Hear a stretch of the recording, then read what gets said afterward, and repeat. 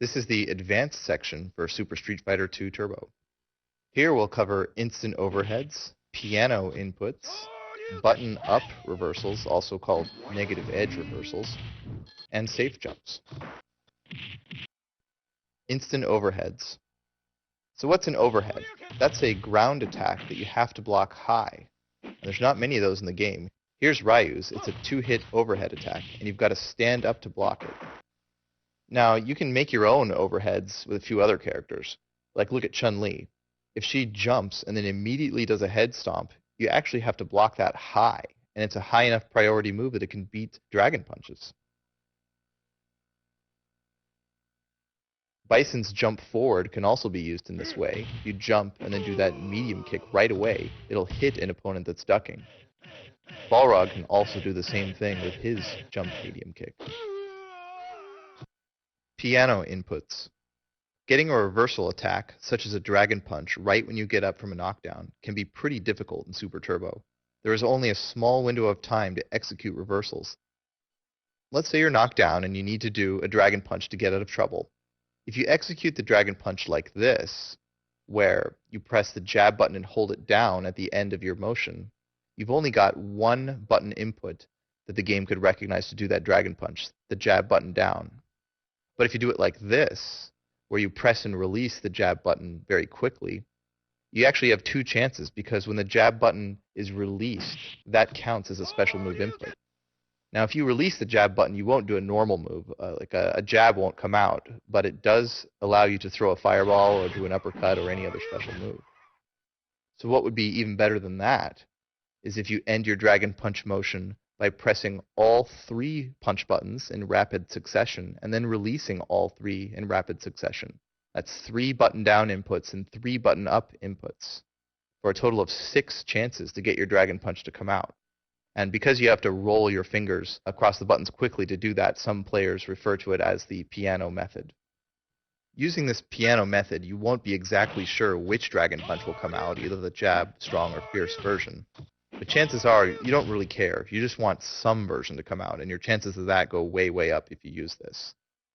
I should note for some characters, it doesn't even matter which version you do. Like if Cammy does her dragon punch with kick move, and that move is blocked, she actually has the same recovery no matter which version of the move is used. So you should definitely use the piano method on her reversal dragon punch every time.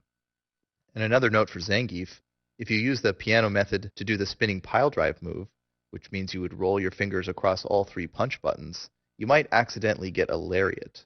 So it's better to roll your finger across just 2 punch buttons, because 2 punch buttons will not activate a lariat in the arcade version of Super Street Fighter II Turbo.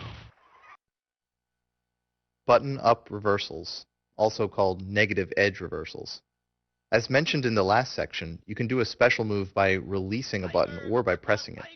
And remember that normal moves will only come out when you press the button and not release it.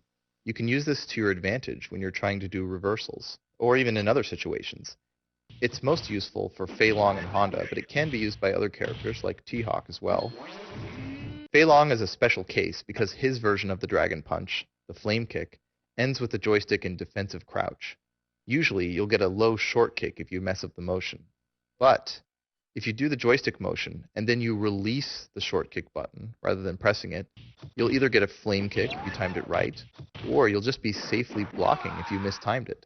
This allows you to go for a reversal flame kick without really risking anything. You'll just block if you mess up. Now, Honda's throw has a very weird property. You're actually able to store this throw. The Ochio throw motion is forward, down, down, back, and then press a punch button.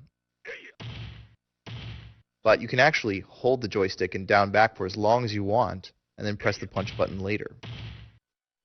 Here's an example where Honda has the opponent knocked down, and he wants to do low jab into Ochio throw. So first of all, after the first low jab Ochio throw, he can do another low jab, and then he can release the punch button to execute the Ochio throw rather than press it. Now the opponent might be able to do a reversal attack against the low jab, but against the Ochio throw, if it doesn't come out for some reason, Honda will just be blocking, and he didn't risk anything by going for it. Here's another example of the button-up technique with T-Hawk versus Ryu. Here, T-Hawk does low jab, and he holds the jab button down the second time. Then he does the 360 motion, or spinning piledrive motion. For him, the move is called the Cyclone, though. And at this point, Ryu might do a Dragon Punch. If he does do a Dragon Punch, when T-Hawk releases the jab button, he just won't get the Cyclone move, and he'll be safe and he'll be able to block. But if Ryu does not do a Dragon Punch, when T-Hawk releases the button after that 360 motion, he'll get the Cyclone. So it's a win-win. It's a safe way to attempt to do the Cyclone.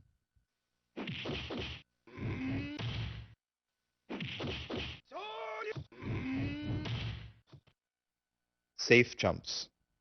Let's say you have your opponent knocked down, and your opponent is really good at doing reversal attacks when he gets up, like a reversal Dragon Punch with Ryu. Even in this situation, it's still possible to attempt a jump-in attack.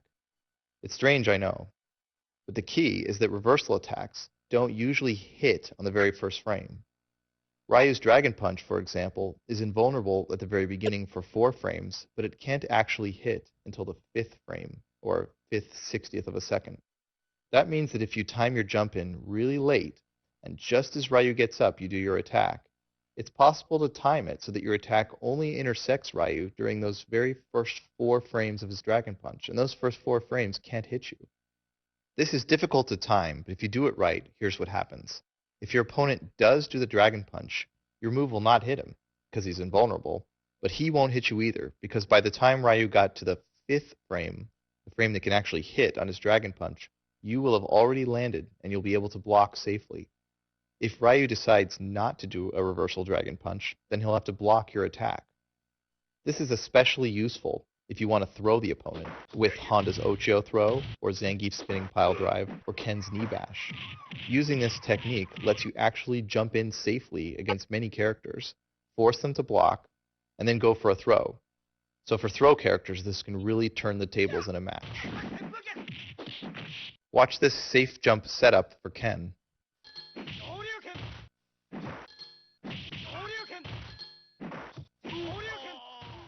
And this other safe jump setup with Ken.